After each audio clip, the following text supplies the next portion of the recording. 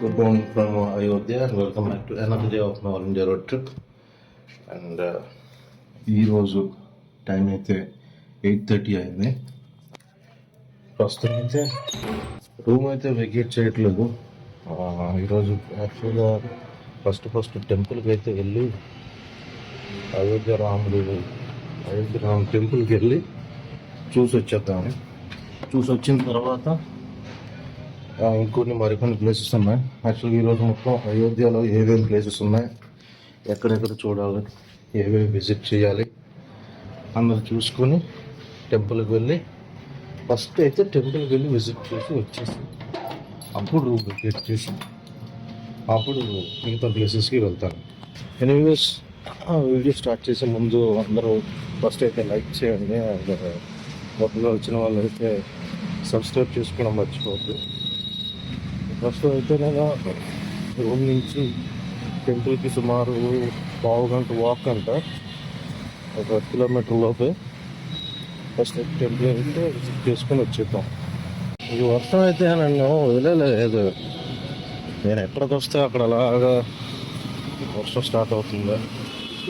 నేను తీసుకున్న room gate number 11 దగ్గర ఉంది. అండ్ ఇక్కడ నుంచి 15 minutes ఆఫ్ వాక్ అంట. అండ్ దట్ ఒక 650 meters లాంగ్. ఒకప్పుడు ఎలా ఉండేది తెలియదు, కానీ ఈ ప్రాంతం ప్రస్తుతం అయితే మాత్రం చాలా డెవలప్మెంట్స్ అయితే జరిగాయి. ఎందుకంటే రీసెంట్గానే ఓపెన్ అయింది కదా, January 22nd of 2024. I think అదే ఎంట్రన్స్ అనుకుంటాను, శ్రీరామ జన్మభూమి తీర్థక్షేత్రం. దర్శనానికి వెళ్ళడానికి అయితే ఇదిగో ఇలాగా రైలింగ్స్ తోటి క్యూ లైన్స్ ఉన్నాయి రోడ్డు పై నుంచే. సుమారు రోజుకు 1,00,000 నుంచి 1,50,000 మంది దర్శనానికి వస్తున్నారంట ఇనాగరేషన్ అయిన దగ్గర నుంచి. వీటికి టెంపుల్కి అసలు సంబంధం లేదు. లోనకి వెళ్ళాక ఇంకొక 100 to 150 meters అవతల ఉన్నది టెంపుల్. దరిదాపుల్లోకి అయితే వెళ్ళడానికి ఫోటో తీయడం కావాలా. కానీ ఏం లేదు, జనాలు ఈ మధ్యకాలం ఏంటంటే దేవుడిని పూజించుకోవడం ఒక రకంగా అయితే, అక్కడ ఆ జ్ఞాపకం దాచుకోవడానికి ఒక ఫోటోని తీసుకోవడానికి ఆలోచిస్తారు. బట్ ఆ ఛాన్స్ లేకుండా ఉన్నది ఇక్కడ. టెంపుల్ అయితే అటువైపు ఉన్నది, పోల్కి డయాగ్నల్గా ఎట్నోవే. అండ్ ఇది ప్రసాదాలు అంటే భోజనాలు పెట్టే ప్రదేశం. ఇది ఈ టవర్ ఉంది కదా, ఈ టవర్ దగ్గర అంత దూరం వచ్చి సాటిస్ఫాక్షన్ లేకుండా పోయింది. సో ఆఖరికి ఇక్కడైతే చిన్న గ్లిమ్స్ వచ్చింది. నాట్ షూర్ అంతేం లేదు. ఇక్కడి నుంచి కూడా మొత్తం ఏదో ఫోటోలు తీసుకున్నట్టు పగబెట్టినట్లు చేశారు. బాబ్రీ మసీద్ తర్వాత చాలా కష్టం మీద రామ మందిరం బిల్డ్ అయిందో, అదేవిధంగా ఇక్కడ ఏదో రోజు దొరుకుతుంది లేదు ఫోటో. కానీ ఎక్కడ ఒక ఛాన్స్ లేకుండా ఉంది. గైస్ ఇంకెక్కడ పాసిబిలిటీ అయితే దొరకలేదు. జస్ట్ ఒక ఫోటో కోసం అయితే నేను రిటర్న్ అయిపోతున్నాను.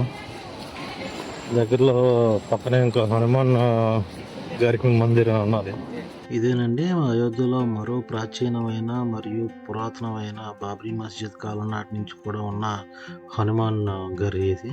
అదే రూమ్కి అయితే వచ్చేసాను. ఇంకొక 2 places ఉన్నాయి. ఆ 2 places కూడా నాయగేట్ ఒకటి, ఇంకో భవన్ ఏదో ఉన్నది. ఆ 2 places చూస్తూ ఇక్కడ జరిగిన విషయాలన్నీ మాట్లాడదాం ఒకసారి. రెడీ అయిపోయాను. అండ్ వెళ్తూ అక్కడ టెంపుల్ విషయాలు మాట్లాడదాం. అండ్ ప్రస్తుతం అయితే కనక్ భవన్ అని పక్కన ఒక 1 kilometerలో ప్రస్తుతానికి క్లోజ్డ్ అని ఉన్నాను. 4:30 5 o'clock ఓపెన్ చేస్తానంట. అది ఒకవేళ లేకపోతే ఇక్కడ నుంచి నాయగట్ వెళ్ళి, నాయగట్ అంటే గాగ్రా రివర్ దగ్గర గంగాగరే గాగ్రా రివర్ అంట. గాగ్రా రివర్ దగ్గర ఒక నాయఘాట్ అని ఉన్నది. నాయఘాట్ చూసుకొని ఇక్కడ నుంచి చెక్ అవుతాం. ఇలా స్టార్ట్ బయటికి తీసి రోడ్ వ్యూ కెమెరా అయితే పెట్టట్లేదు, బికాస్ అలా చినుకు పడుతూనే ఉంది. వాళ్ళు ఎక్కడన్నా ఫ్రీ అయితే అప్పుడు మళ్ళీ రోడ్ వ్యూ. ఇది మీరు చూస్తున్నది ఇదేనండి గుప్తార్ ఘాట్. అయోధ్యలోని గుప్తార్ ఘాట్ అంటారు. మన కాశీలోని ప్రయాగ్రాజ్లోని ఉన్నట్లుగానే అయోధ్యలో కూడా ఇక్కడ ఒక సంగమంతో పాటు గుప్తార్ ఘాట్ కూడా ఉన్నది. ఇక్కడ ప్రవహించే నది పేరు ఏంటి అంటే గంగార్ నది. ఈ గంగార్ నది ఏంటి అంటే ఆ నేపాల్లోని పశుపతినాథ టెంపుల్ దగ్గర నుంచి ప్రవహిస్తూ ఇక్కడ అయోధ్య మీదుగా వెళ్తూ తిరిగి ఆఖరికి కాశీలోని గంగా నదిలోని కలుస్తుందండి. So sorry guys, temple view అయితే దొరకలేదు. అక్కడ వచ్చిన తర్వాత రూమ్ ఓన్ కూడా అడిగాను, లైక్ ఏంటి పరిస్థితి అని అంటే ఈ సైడ్ లేదండి ఈ మధ్య అంటే ఏముంది, ఈ మధ్య స్టార్ట్ చేశారు, అప్పుడే టెంపుల్ అవుట్లుక్ కూడా కనబడకుండా చేశారు. ఒక భవన్కి వెళ్ళాను. ఏ భవన్ అది? కనక్ భవన్కి వెళ్ళాను కదా, అది క్లోజ్డ్ ఉన్నది. కనక్ భవన్ స్టోరీ ఏంటంటే శ్రీరాముడి సవతి తల్లి కైకేయి ఉంది కదా, కైకేయి ఆవిడ సీతారాముల కళ్యాణం అయిన వెంటనే వాళ్ళకి అది గిఫ్ట్ ఇచ్చారంట. అంటే that is the place where శ్రీరాముడు సీత నివసించేవారు. సో అది ఒక ప్యాలెస్ లాంటిది. బట్ వాళ్ళకి ఏంటి అంటే అది క్లోజ్డ్ అంట. క్లోజ్డ్ అండ్ 4:35కి స్టార్ట్ అవుతారు. That's all. ఇంతటితో మనం అయోధ్య నుంచి బయటకు వచ్చేసినట్లే. మరి ఇంకా స్టోరీ ఇందాకలా మాట్లాడుకుంటున్నాను చూసారా, అక్కడ ఉండి చెప్పడానికైతే వీలు కాలేదు. ఏంటి అని అంటే before I tell you the story, ఇప్పుడు ఏంటంటే మనం రైట్కి లక్నోకి వెళ్ళిపోతాం, లెఫ్ట్కి గోరఖ్పూర్ వెళ్తుంది. గోరఖ్పూర్ అంటే మీకు ఐడియా ఉండే ఉంటుంది, నేపాల్లోకి వెళ్ళాలంటే గోరఖ్పూర్ దాటే వెళ్ళాలా. One of the Nepal borders మనకి ఎప్పుడు రెగ్యులర్గా ఓపెన్ అయ్యేది ఆ నేపాల్ గోరఖ్పూర్ వైపు నుంచి వెళ్తున్నప్పుడే ఉంటుంది. అంటే మనం ఇక నేపాల్కి ఎంతో దూరంలో లేము, మేబీ ఒక నేపాల్ బోర్డర్కి ఇంకో 100-150 కిలోమీటర్స్లో నేపాల్ బోర్డర్ వచ్చేస్తాము. అయోధ్య స్టోరీకి వస్తే ఇందాక చెప్పినట్లుగా 1573-74లో బాబ్రీ మస్జిద్ కట్టారు. ఆ తర్వాత 49లోని హిందూస్ ఏమొచ్చి అక్కడ సీతారాముల విగ్రహాన్ని లోన పెడితే అప్పటి నుంచి హిందూ ముస్లిం గొడవలు అనేవి స్టార్ట్ అయ్యాయి. తర్వాత ఇంకేమైంది అంటే 1992లోని బాబ్రీ మస్జిద్ ఘటన అందరికీ తెలిసే ఉంటుంది. చాలా దిగ్భ్రాంతి చెందించే ఘటన. దాంట్లో ఏమైందంటే బీజేపీని ఇంకొక ఏదో విహెచ్ఎస్ అనే ఒక ఇక్కడ లోకల్గా హిందూ సొసైటీ వాళ్ళు ప్రొటెస్టులు చేస్తున్నప్పుడు ఏదో చిన్న గొడవ అయ్యి చిన్నది కాస్త చిరిగి చాటంత అయ్యి 1992లోని మొత్తం హిందువులంతా కలిసి దాన్ని ఇంకా బాబ్రీ మస్జిద్ని కూలగొట్టేశారు.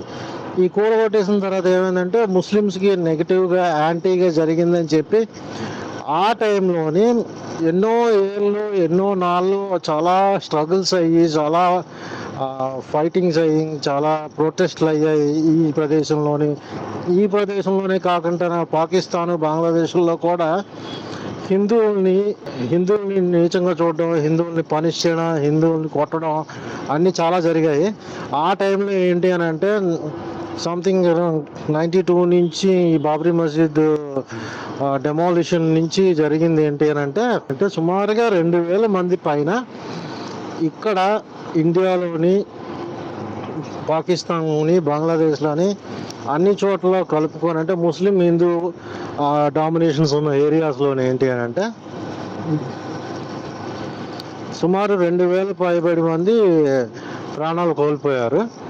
అది అక్కడ స్టోరీ. తర్వాత ఏం జరిగింది అని అంటే ఇదంతా తీసుకెళ్ళి సుప్రీంకోర్టులో పెట్టి సుప్రీంకోర్టులోని తీర్పు కోసం పెడితే ముస్లిమ్స్ హిందూస్ అగేన్స్ట్గా ఇలా కూలగొట్టేశారు అని పెడితే హిందూస్ ఏంటంటే they want to tell that ఇక్కడ ఒకప్పుడు ఇది రాముడి జన్మభూమి, ఇప్పుడు ఏమొచ్చి 16వ సెంచరీలో కూలగొట్టేశారని వాదనలు జరిగినప్పుడే ఆర్కియాలజికల్ సర్వే డిపార్ట్మెంట్ ఆఫ్ ఇండియాని అపాయింట్ చేసి అక్కడ ఏంటి పురాతనాలు అన్నీ కనుక్కోండి అని అంటే బాబ్రీ మస్జిద్ కిందనున్న basement it never look like Islam స్టైల్లో అయితే అసలు లేదు అని చెప్పి నిర్ధారణ జరిగి సమ్ టైమ్ అరౌండ్ 2002లోనో 2012లోనో కరెక్ట్గా ఐడియా లేదు.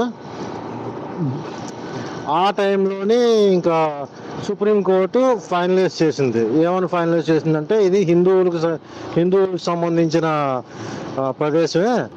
ఎన్నో ఏళ్ళ తర్వాత అది అలా ఆ కేసు గడిచి ఇంకా ఆఖరికి సుప్రీంకోర్టు ఆఫ్ ఇండియా ఏంటంటే జడ్జిమెంట్ ఇచ్చేసింది. సో ఇక్కడ రామ మందిరం ఉండేది రాముడి జన్మభూమే, ముస్లిం బాబ్రీ మస్జిద్ ముస్లిం సంబంధించిన ప్రదేశం కాదు అని చెప్పి అప్పుడు సేమ్ బీజేపీ గవర్నమెంట్ ఏంటి అని అంటే ఇక్కడ కొత్తగా ఒక రామ మందిరాన్ని స్థాపిద్దామని చెప్పి రెజల్యూషన్ తీసుకొని ఫైనల్గా జనవరి 22, 2024 అంటే ఈ ఏడాదే దాన్ని ఇనాగరేషన్ చేశారు. ఇనాగరేషన్ ఏంటి అని అంటే సుమారు 5 లక్షల మంది విఐపీస్ అండ్ కామన్ పీపుల్ తోటి 5 లక్షల మందితోటి ఫస్ట్ డే ఇనాగరేషన్ అయిందంట. తర్వాత ఏంటంటే ఇప్పుడు ప్రస్తుతం ఏంటి అని అంటే రోజుకి ఎలా కాకపోయినా 1,00,000 నుంచి 1,50,000 మంది దీన్ని దర్శించుకోవడానికి వస్తున్నారని చెప్పి ప్రస్తుత స్టాటిస్టిక్స్.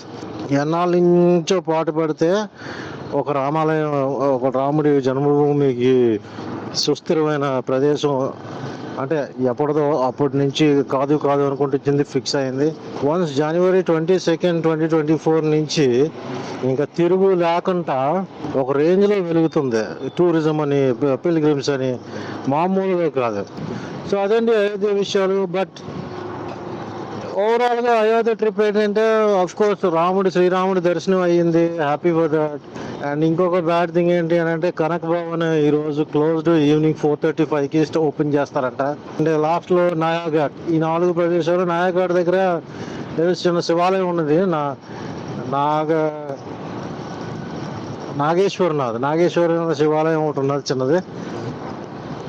సో ఇవన్నీ కలుపుకుంటే అయోధ్య ట్రిప్ కంప్లీట్ అయినట్లు. ఈ రోజుతోటి డిసాటిస్ఫాక్షన్ అయితే ఉన్నది. ఎందుకంటే ఒక్క ఫోటో ఎంత దూరం వచ్చి అయోధ్యకి 4 రోజులు పట్టింది నాకు రావడానికి ఇక్కడికి. ఈ 4 రోజులు వచ్చిన దగ్గర ఒక చిన్న ఫోటో తీసుకోవడానికి వీళ్ళలో పోవాలి.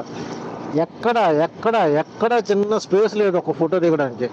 సరే మొబైల్ మళ్ళీ లాకర్లో తీసుకుని కొంచెం బ్యాక్ వెళ్ళి అటుపక్క ఎక్కడైనా వెళ్దామంటే అక్కడ అలౌ చేయలేదు. ఆల్మోస్ట్ చుట్టూ ఒక రౌండ్ వేసాను, ఇంకో 1/2 కిలోమీటర్ అంతా తిరుగుంటే రౌండ్ అయిపోతాను, ఎక్కడా దొరకలేదు. అదొక చిన్న డిసప్పాయింట్మెంట్ అండ్ సాటిస్ఫై అవ్వలేకపోయాను. ఫోటో ఉంటే మాత్రం పూర్తిగా సాటిస్ఫై అయిపోయేటోడిని. ఎనీవేస్ అయింది. మన జర్నీని అయితే మనం ఆపలేం కదా. అనుకున్నట్లుగానే 15 days జర్నీ కంప్లీట్ చేయాలంటే ఇప్పటికే ఒక 5 days అయిపోయింది. 3 days జర్నీతోనే సాగిపోయింది. 4th and 5th day ఏదో కొంచెం ప్రయాగ్రాజ్ కూడా అలా చూశారు. That's all. ఇంకా లక్నో అయితే వెళ్తున్నాను. లక్నోలో ఈరోజు నైట్ స్టే చేసి మళ్ళీ రేపు లక్నో చూసుకోవడం. లక్నో సుమారుగా 119 kilometers అంటే 2.5 hours to 3 hours. లైట్గా భోజనం అది చేసి వెళ్ళే టైంకి 1 అయిందంటే 4 or 5 అవుతుంది. సో అప్పటిదాకా కొంచెం వర్షం పడకుండా ఉండి, రాత్రిపూట పడమ్మా వర్షాలు, పొద్దున పూట ఎందుకు నన్ను చెబుతా, తిరుగుతున్నాను చూస్తున్నాను కదా. Let's go to Lucknow.